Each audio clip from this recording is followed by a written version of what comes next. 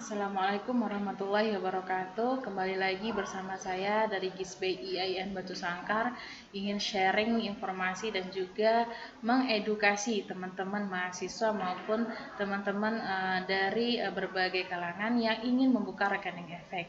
Nah, beberapa dari kami sering mendapatkan keluhan dari mahasiswa terkait dengan proses registrasi rekening efeknya belum selesai.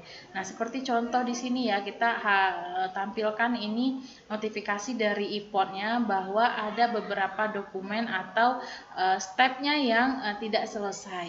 Nah, di sini bisa dilihat ada yang nomor rekening banknya tidak sesuai atau tidak aktif. Ada yang disuruh untuk foto lagi IKTP-nya, kemudian ada lagi tanda tangan dan juga video selfie. Nah, perlu teman-teman perhatikan ya, sebelum menginput data, pastikan rekening banknya atau rekening bank pribadinya itu aktif. Nah, Bu, bagaimana nanti kalau misalnya tidak tahu aktif atau tidak? Nah, biasanya kalau kita sering menggunakan jasa keuangannya, apakah itu sering nabung atau transfer, nah itu biasanya masih aktif.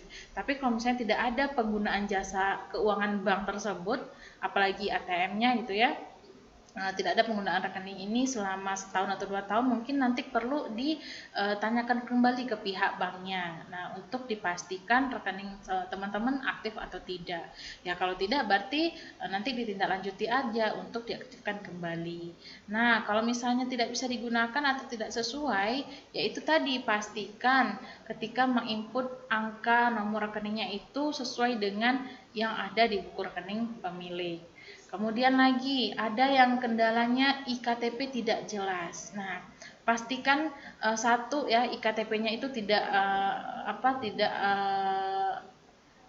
di foto dalam keadaan blur. Kadang kameranya kan kurang pas, jadi fokusnya jadi goyang sehingga hasilnya tidak bagus. Atau pastikan IKTP-nya itu dalam kondisi yang baik ya, tidak ada kehilangan huruf-huruf dan angkanya atau lecet ya, karena apa gitu ya. Nah, itu dia. Kalau misalnya memang kondisi IKTP-nya itu rusak, bisa nanti disandingkan dengan SIM.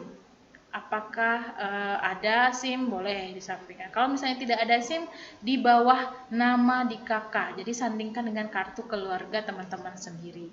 Nah, biasanya itu diterima oleh IPOD.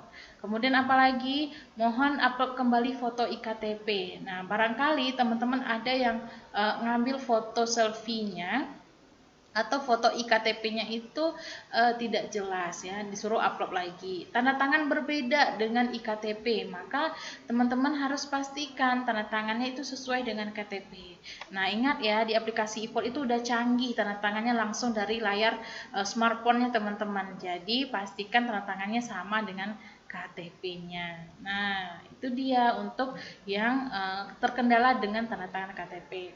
Kemudian ada lagi video selfie tidak jelas. Nah, ingat ya teman-teman ya, untuk video selfie kita menggunakan kamera depan biasanya atau kamera belakang kalau misalnya dengan yang lain sebagai handle-nya. Tapi untuk video selfie pastikan teman-teman mengucapkan kalimatnya dengan benar, kemudian wajahnya jelas karena nanti akan diverifikasi oleh IPOD dengan identitas KTP-nya. Nah, maka dari itu ya diminta lagi untuk melengkapi dokumen. Bagaimana cara melakukan kelengkapan ini ya, bagaimana cara untuk melengkapi dokumen-dokumen yang disebutkan? Maka teman-teman perlu masuk ke aplikasinya IPOD lagi, kemudian pilihnya registration. Apakah langsung diulang registrasinya? Tidak. Teman-teman hanya perlu masukkan email dan nomor telepon, nanti akan langsung diarahkan untuk melengkapi dokumennya. Nah, seperti nomor rekening bank atau foto selfie atau yang lainnya. Jadi hanya untuk masuk ya, tidak untuk diulang dari awal sampai akhir.